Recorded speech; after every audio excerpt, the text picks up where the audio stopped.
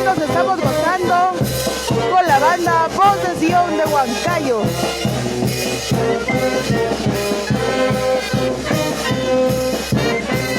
Día 24 del presente mes, 24 de agosto. Estamos, gloria sea al Señor, alabando a Dios en este lugar de Mariscal Cáceres, Conaica, Huancavelica, predicando la palabra de Dios, llevando las alabanzas, gloria sea al Señor, a todos lugares, porque dice la palabra de Dios: id y predicad el evangelio a toda criatura, y entonces vendrá el fin. Que dice también la palabra de Dios: este pueblo fue creado para mi alabanza. Es por eso que le alabamos, le adoramos su santo nombre, aquel que es digno de toda alabanza, de toda gloria.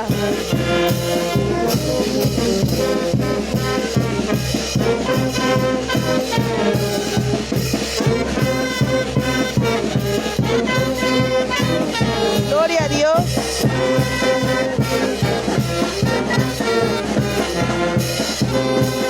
Porque todo lo que respire alaba a Jehová. Todo lo que respire alaba a Jehová.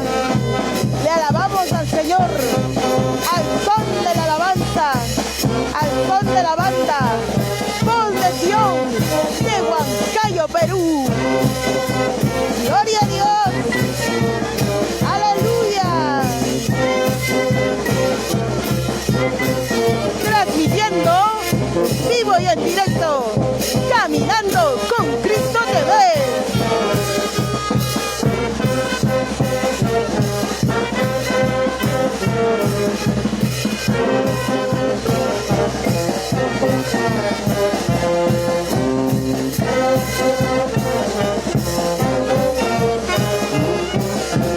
Comparte la transmisión.